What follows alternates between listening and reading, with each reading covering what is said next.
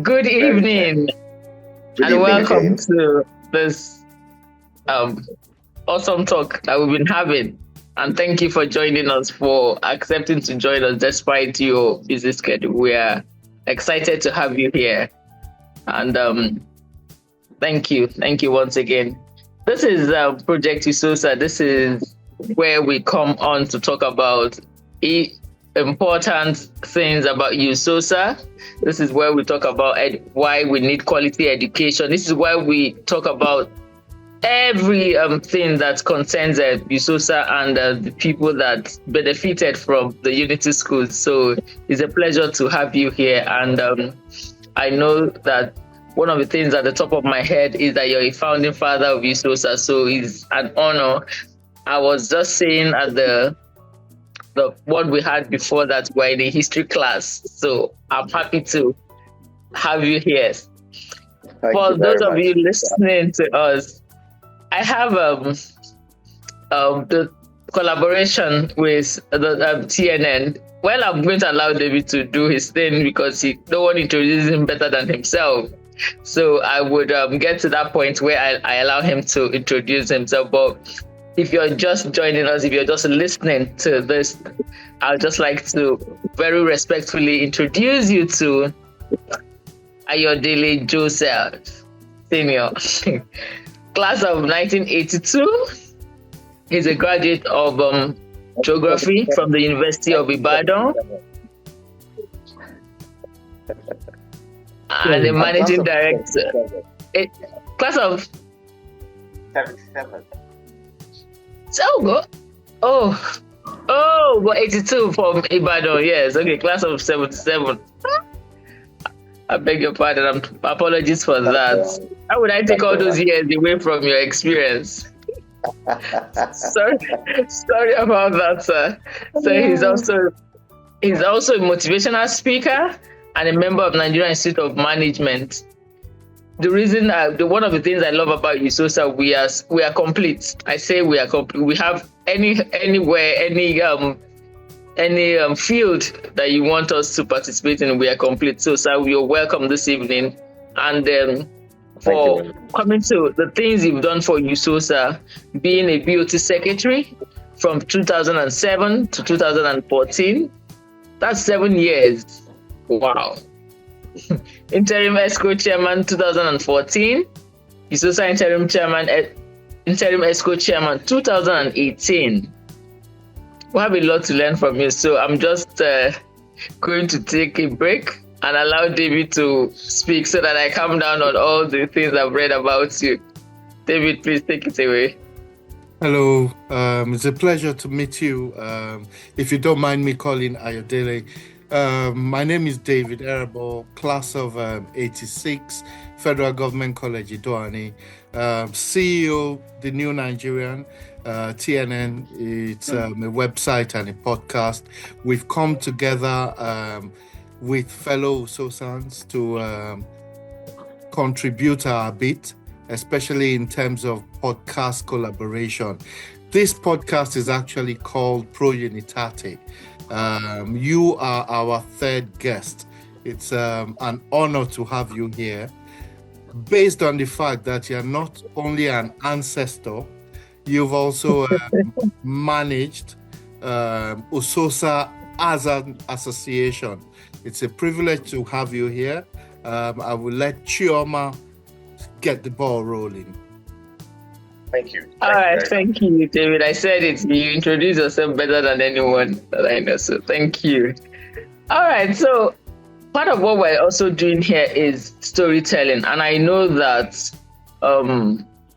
we've been talking about mentorship. We've been talking about hand-holding the younger people, but we'd just like to know what's different from then and now, because you meet some of people who are USOSANs and some of the things they do, you wonder, okay, which of the federal government colleges did you pass through? Because when I look at your set and how you carry yourself and the things that you do, what is the difference when you were in school and what we're having today?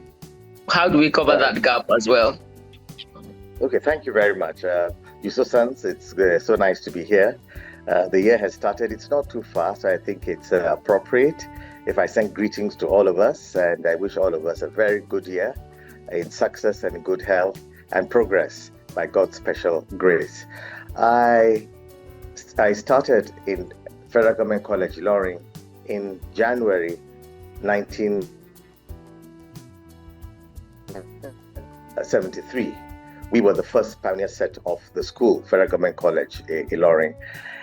And when I want to put this in context, at that time, in the early 70s, as some of us may know, the country had just come out of a civil war. And the government of the day was very determined to make sure that the country was united and the country was progressive. So as early as that time, from the first 3 federal government colleges that had been established at that time, in addition to King's and Queen's colleges, they now went ahead to establish the second generation of federal government colleges, of which I was fortunate to be a pioneer member of Federal Government College, Ilorin. So the country was very different from what we have today. And at that time, the government of the day decided to establish the best schools that they could probably have in the country. And that is how the first generation of federal government colleges were established. We were fortunate at that time to have the very best, if I may say so. We, in our own school, moved into a brand new facility that had been built for a college of education in Kwara State to take off. So the structure was there, brand new. But fortunately, I think the federal government prevailed on the Kwara State government. As you know, it was a military administration at that time. So if the federal government wanted something done, the state would most likely give in to what the federal government desired. So instead of starting the College of Education from the temporary site which we started, it was given to us, or given to Federal Government College Ilorin, to bring a school. So we started from a brand new school. So that is one thing I must say we were fortunate about. We started from the school. And right from the very beginning, we had the best of everything. We had a great principal who was supported by, complemented by staff who were very, very dedicated. And as you know, at that time, we were a small number. We were the first set. I think at that time we were about 82 in our Form 1. But you know, the A-level also started simultaneously. So we had those of us in Form 1 and we had the 6th form, only lower 6. So those were the 2 classes that were in the school at that time, lower 6 and Form 1. And that's how the school started. The school was staffed properly. The school had all the facilities. And therefore, we started our education in exceptionally good circumstances, good facilities, good and dedicated teachers, and a very committed leadership of the school. So that was how we started in the school. At that time, unlike today, there were very few distractions. There were no mobile phones, there were no telephones, nobody's parents called you while you were in school. You came to school and you studied. That was what schools were like at that time. And we studied together in the school. And I must say, when we started, the school was extremely diversified in terms of the origins of where we came to in that school. That's where we had our northern brothers, our brothers from the east, those of us from the west, and from the south, southeast. We all came together. And it was interesting because that was the first time that I'd seen such diversity. In my primary school, it wasn't so pronounced, but when I came to Federal Government College, it was there. People with different cultures, speaking differently, the cultures that we got to understand from each other. So here we were, young people coming together from different backgrounds, but all, coming as one body in the school. I must say that at that time, discipline was enforced. It wasn't like today. We were a small number, and I must concede that. So it was easy to have enforced discipline in the school. So things like lights out, things like times to eat, things like times to go for games, times for siesta, were all enforced in the school at that time. So we grew up in a very disciplined environment. I must say they were not overbearing, but discipline was one of the things that we learned to imbibe at that time. We took our studies very seriously. We were small classes, some less than 30, were less than 30 in a class, some 26, some 29. And we took our studies very seriously. And no teacher allowed students to play pranks, during the lesson times. And after the lesson times, we had our dining hall time, our food, our siesta, and there was time for sports. And all of us had to go out for the time for sports, and we took part in the sports activities of the school at that time. It was very interesting. The school also encouraged us to take part in other societies. I was a member of the debating society of the school from Form 1 till I left the school in Form 5. I was a member of the press club. I read news during the assembly on Mondays and Fridays, where not all the time, but we took turns to read the news. There was also the dance club that the school established to allow that social interaction, among students in the school. So while the school encouraged sports facilities, they also encouraged us to have other, sports that were indoor, perhaps, that were different from the sports facilities of the school. So we were truly united at that time.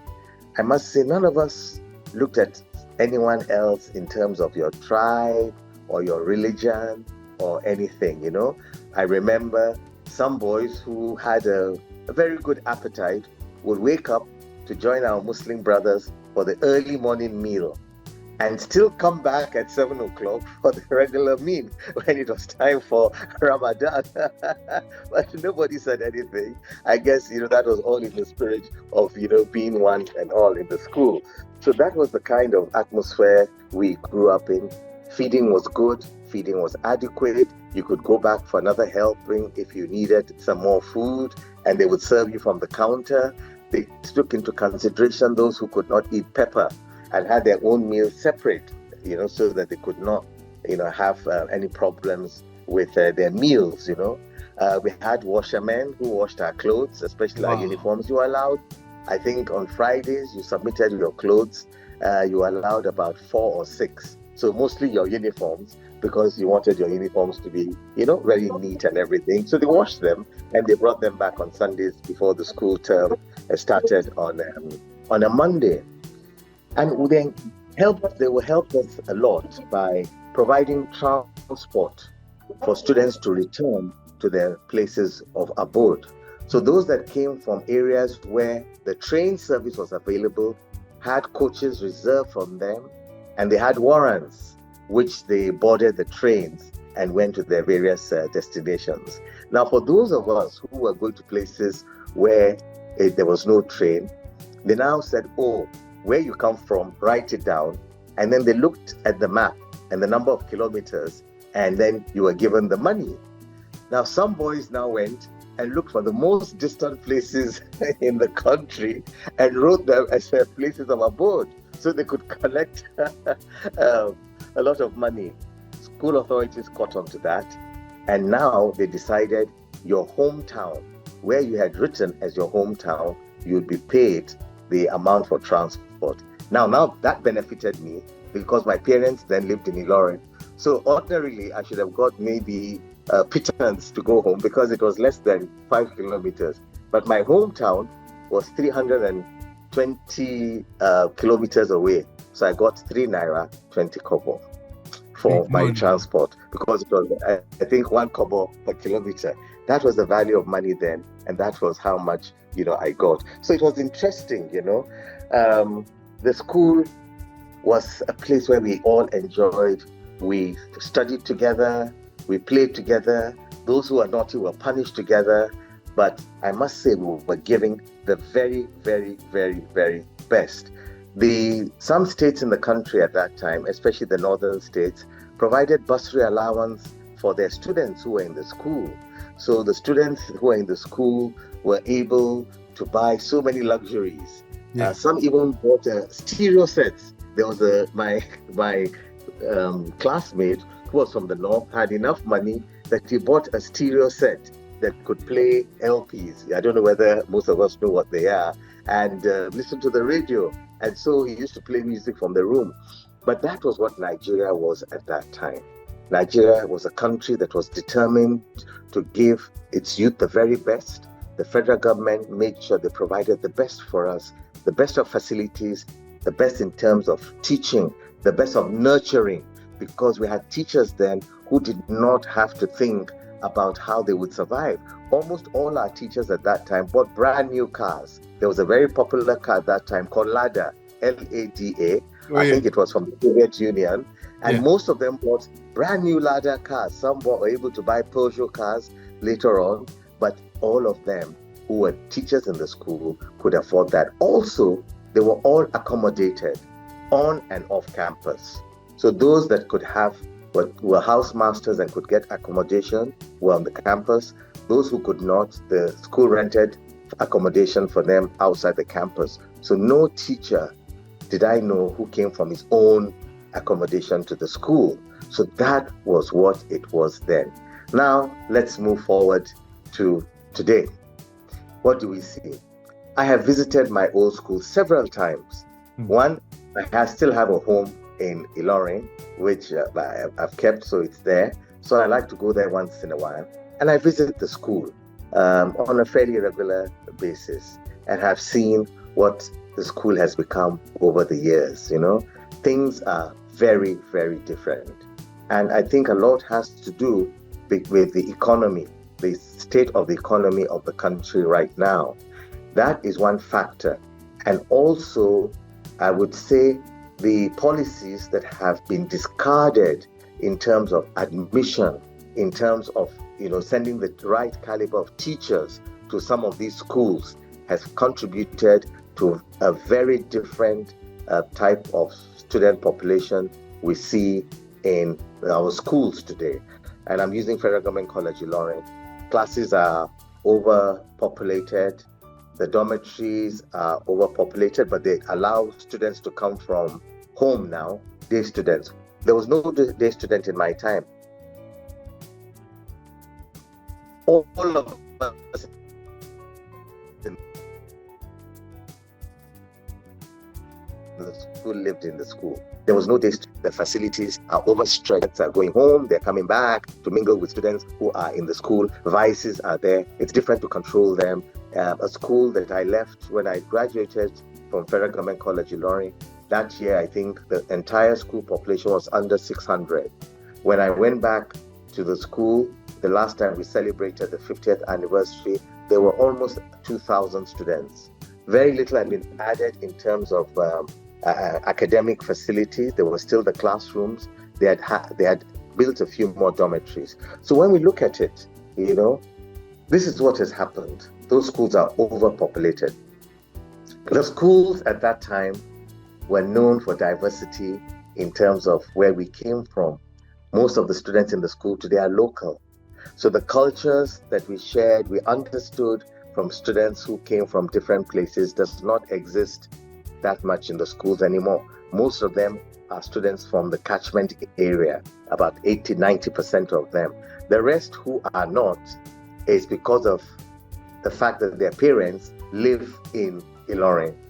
So you have some traders who are there from the east. You have others who are teaching in the universities who are probably from different parts of the country, but that's why their children are in that school. Not like the policy before, that students were given admission directly from faraway places, all because they wanted to foster the unity of Nigeria. So things are very, very difficult today, and this has been compounded by the economic situation and the security situation in the country today.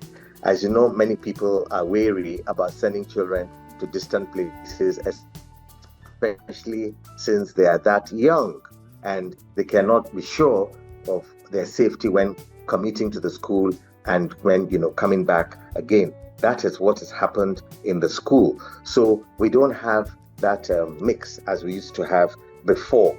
And also in terms of academic performance, the schools are no more performing to the levels they used to perform. Most federal government colleges are barely making 50%, 60%. That is 5 credits, English and math included.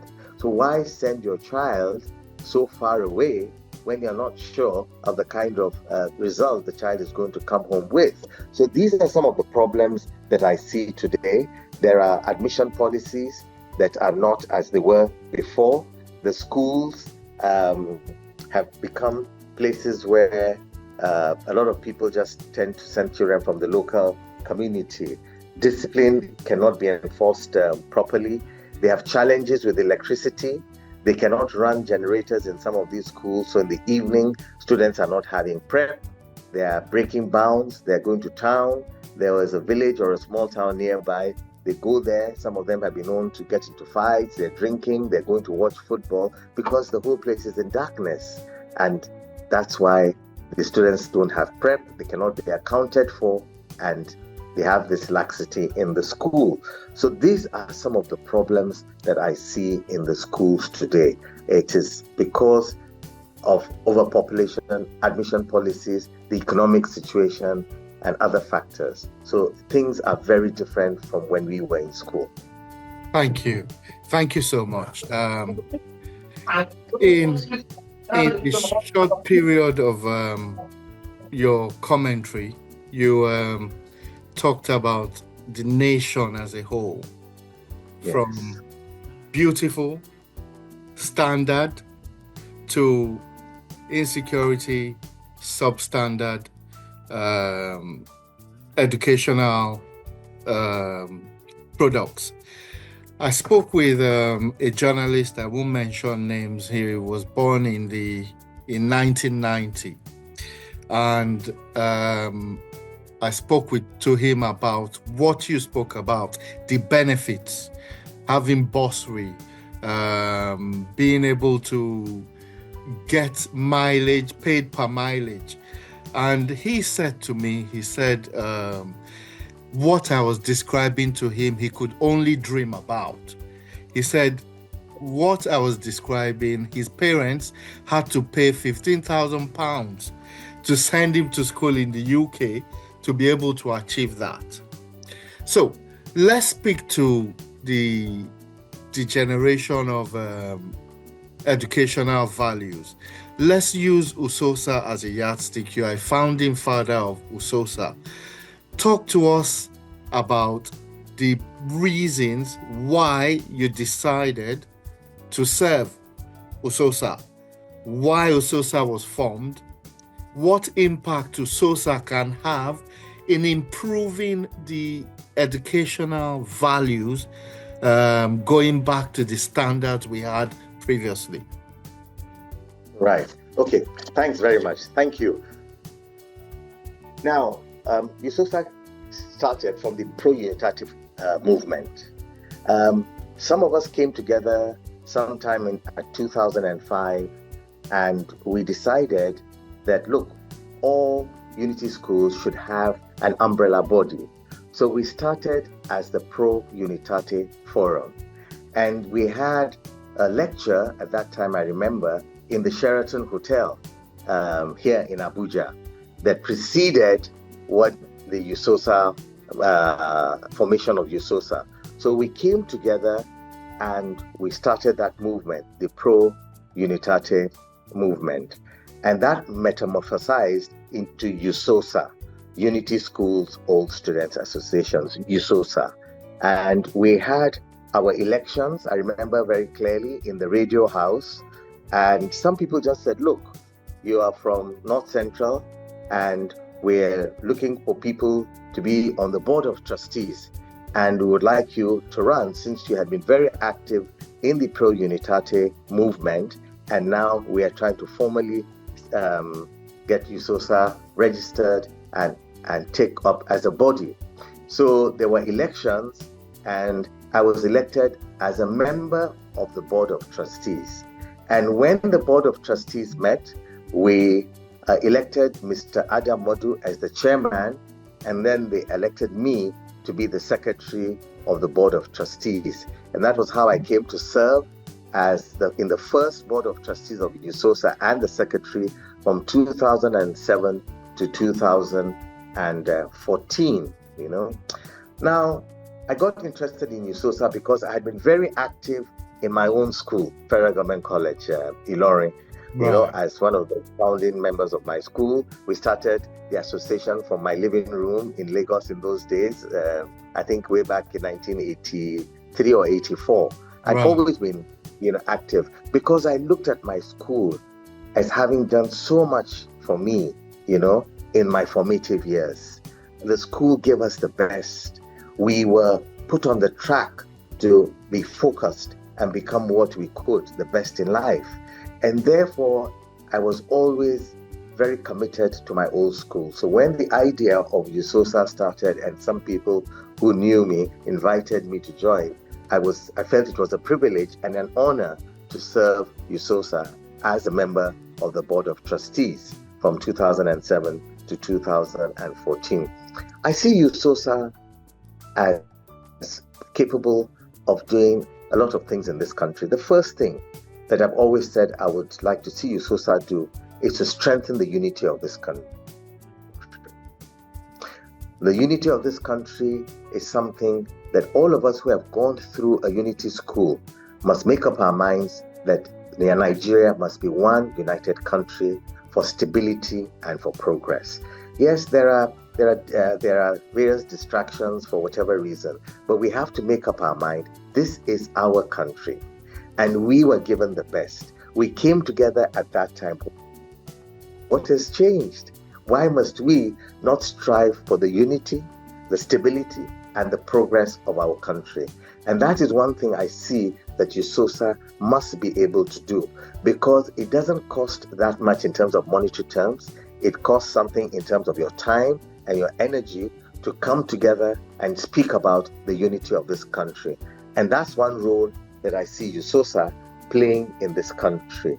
The second is also because of the quality of members that we have. There are probably close to 1 million graduates of Unity colleges all over the world today, and there is a tremendous amount of human resource that is in USOSAs everywhere. For those who have gone out of this country, for those who are in this country, to be able to come together and advise government or complement efforts of government, especially in the area of qualitative education.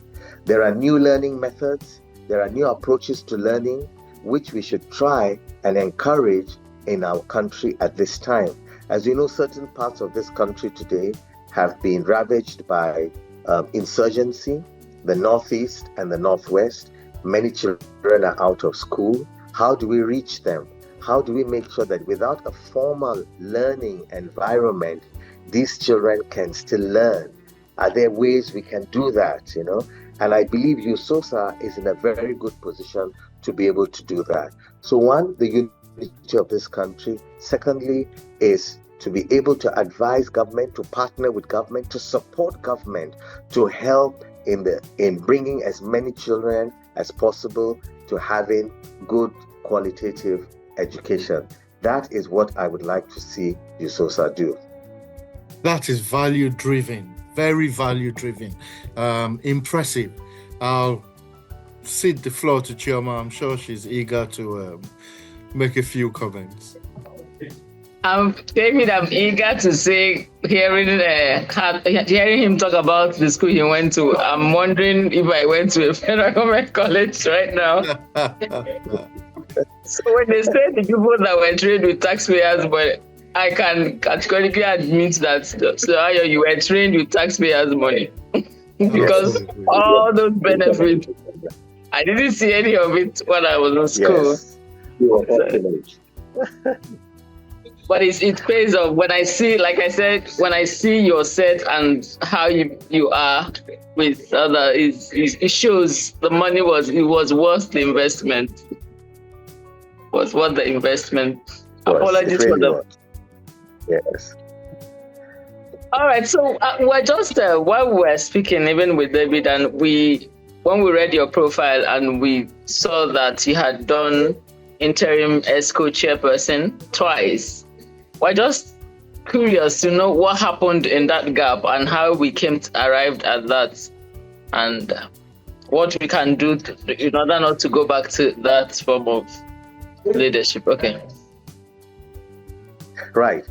The whole reason why we had that interim and we had to have a caretaker committee was the EXCO, whose tenure was ending, did not adhere to the guidelines in the Constitution for convening an AGM for the election of its officers. Wow. When you look at it, there are a number of days that had to be given for the notice and published in 2 newspapers. I'm surprised that the EXCO at that time did not adhere to those guidelines. And therefore, I had already left the Board of Trustees. So the Board of Trustees said, okay, we are not going to extend their tenure. We'll have an interim EXCO that would now steer the affairs for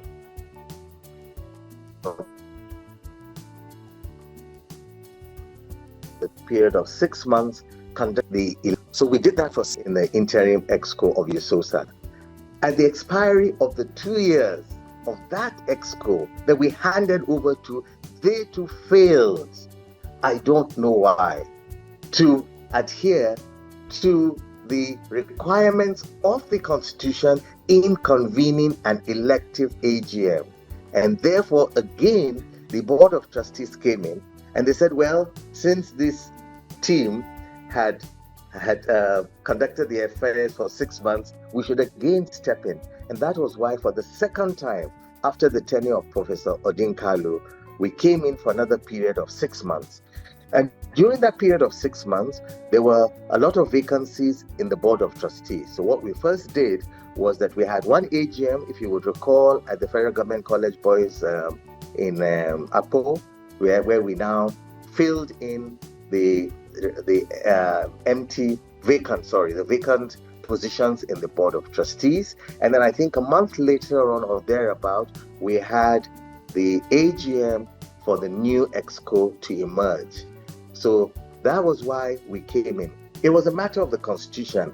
And this has also arisen again after that. We thank God that we're able to manage the situation. It is very important that we always take time to read the provisions of the Constitution and strictly abide by the Constitution, and any arrangement whereby the Constitution, the provisions of the Constitution have to be set aside for any other arrangement in USOSA should never ever happen again. And I believe that USOSA going forward, has been able to understand this, and therefore everything that we do in USOSA regarding elections are strictly in line with our Constitution. Please speak to the sorry, Chioma, go on. You were going to say something. I beg you. No, it's fine. Go ahead. I was just going to thank him for his services, for coming a second time and doing an awesome job as an interim. Thank you for holding forth. So, please speak to the value and importance of USOSA as an association, and also speak to the importance of quality education as a tool for nation building. Hello. Okay. I think you're asking me to speak about the importance of USOSA and the importance of quality education. Yes, please. Yes. Now, the importance of quality education cannot be overemphasized. Education is extremely important. Whether in a mother tongue or whether it's in English, uneducated people and a mass of uneducated young people and older people who will eventually take over in this country is very dangerous. And therefore, we must ensure that government does everything it can to bring as many of these children back into school so that these children are educated, so these children, as they grow older, can be useful to themselves and to the society and help to move this country forward. Without that, I don't think we're going to be able to achieve what we want to do. And it's important that USOSA seeks to strengthen the OSAs and OGS. I'll just use OSAs as Old Student Associations, because the old student associations are the building blocks of USOSA. USOSA by itself is nothing. It is the OSAs that come together to form USOSA. And therefore, USOSA must be able to encourage and strengthen the old students associations as much as they can. And USOSA has tried in doing this. There are many initiatives. One of the initiatives is the USOSANs resident in certain towns. So even if your school does not have its own branch there, USOSANs there come together and you can join in. That encourages them to say, oh, if this is what USOSA is all about, we will try and have our own OSA or OGA. So USOSA can do a lot of that. USOSA can also help to share from the experience of other schools that are very strong in having their own OSAs, how they've been able to do it, how they've been able to achieve that level of participation, so that others that are coming up and still struggling can learn from it or be encouraged from it, so that we have very strong OSAs in USOSA. Thank you. Chioma? So thank you. I was wondering if it's possible to have like a mentorship for OSAs now, not just individuals. So how, because in the publicity committee a while ago, I was speaking to Warri. They were bragging about things they've done. I said by now, Warri as an OSA should have given birth to or taken up 5 schools to mentor, because they're like great grandfathers to some of the OSAs. So are you thinking in that direction? Is this something that you think would help? Yes, it will be. Now, to strengthen the individual, let me just go back to OSAs, like my school, we've decided to have at our meetings a mentorship period, and then the time for the AGM. So we have people who can come speak, and entrepreneurs come and display what they're doing in their fields. So that helps to encourage people to come, because you're going to have people speak to you about business opportunities, what you can do, and others showcasing what they are already doing. Now, the idea you brought about is extremely good. When you have maybe a strong OSA in a zone, that OSA can be encouraged to try and get its members to reach out to other OGAs and OSAs that are there to see how they can help them to form their own associations. As of today, I don't know, I may not be correct, but I don't know whether USOSA has more than 60 or 65 of all the Unity schools registered with it. I don't know, you would probably know better, but I don't know the figure as of now. In those days, it's close to that. Yes, I think it's close to that. It was 50 something, and they have tried, but you can see there's still a lot of schools that are not even registered. So even the question of supporting them does not arise, because we don't know them. There's no formal body that we can reach out to. So I think USOSA should try in that regard to ask strong OSAs to look at other schools in their region and try and bring them on board.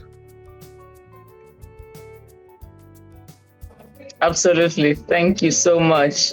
The good thing about speaking to you, like being in a history class, like we have been for the people I've spoken to, is that you have seen USOSA transform. You have seen the progress made. What's your prayer? What's the USOSA you want to see in the coming years?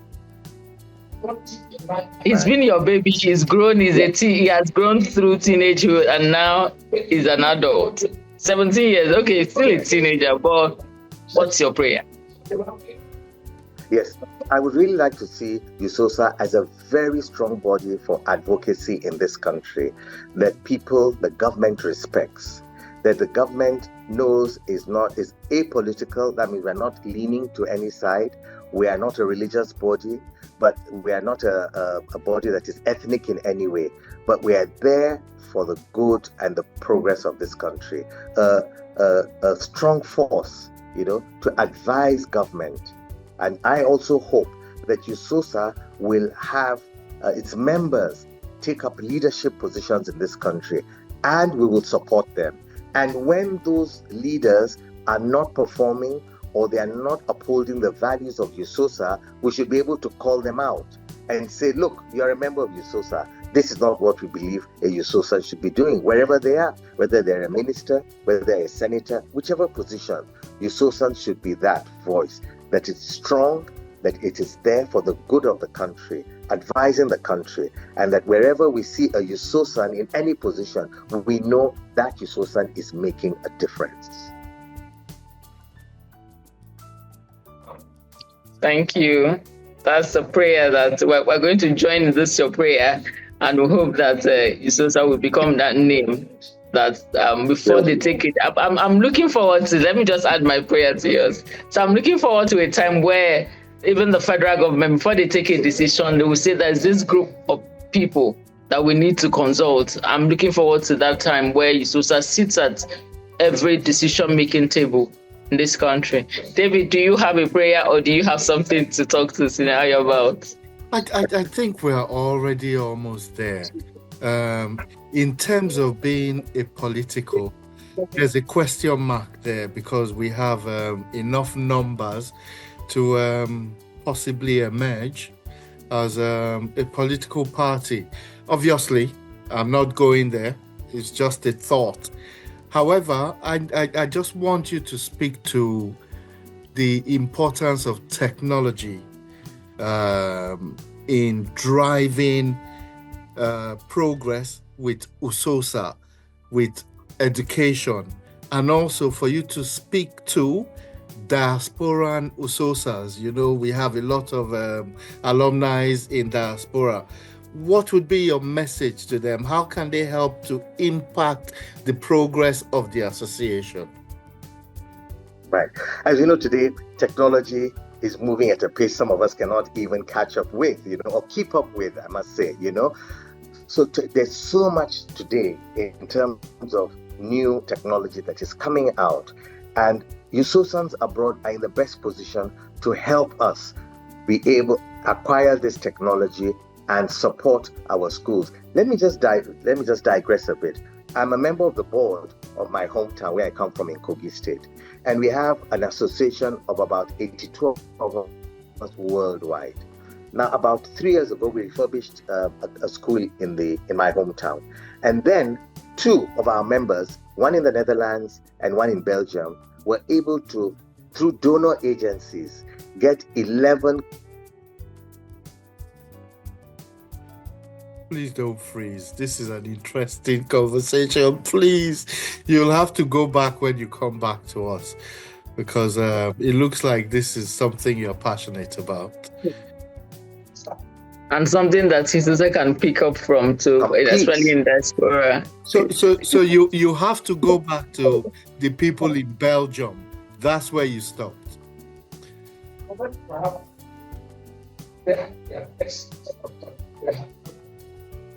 Oh dear. So the audience, you're picking up value. Obviously, when he comes back to us, he will continue the conversation. We're probably rounding up soon. Please don't forget to visit our social media handles: Facebook, YouTube, Instagram. Follow us, click the like button. This will help encourage us and also help support the Prounitate podcast. I hope he's back. If he's not, we've lost him. I'm sure he'll come back. There we go. Sorry, do you see me? Yes. Me? Oh. Yes. So you stopped at the person from the Netherlands and Belgium, and we had the figure 11. That's where we stopped. Oh, 11. Okay. Yeah. I don't know if you want to talk of what they brought in. Yes, they brought in 100 desktops, computers, complete, branded. And then we here were able to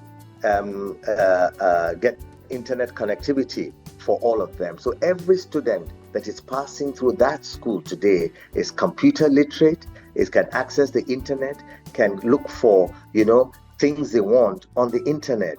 And this is what some of us in the diaspora can do. That is just the hardware. But in terms of the software, in terms of methods, in terms of new applications, they can be very helpful in helping us to acquire that for our schools here, especially the Unity colleges.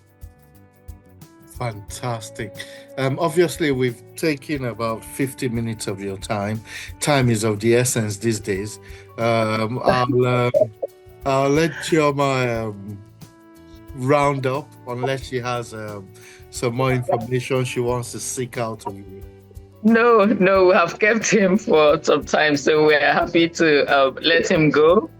And sometime when we have other topics to discuss, please, we are coming back to you if we have to. And I know that you will oblige us. I know. I just know that you will. And thank you for your time. And I would really like also to thank the team from the TNN, the New Nigeria. They've been doing an amazing job collaborating with USOSA on this project, and we hope to do amazing stuff on this space. We are just asking our audience to watch out for so many people that we'll bring here who will add value to and who will speak to the ideals of USOSA. Thank you so much, Senior Ayo, for joining us this evening. David, Thank you very much, USOSA, for this opportunity. Thank you, TNN. Thank you for the amazing work you're doing in USOSA. You're moving USOSA to a much higher level. And I must commend the EXCO of USOSA, the Board of Trustees, for all these initiatives. And I wish that, you will continue. You will not relent at any time. And USOSA will be taken to where it rightly belongs in this country. Fantastic. I thank you so much. I'll let the audience go now, and then we'll just do a brief roundup before we let you go. Thank you.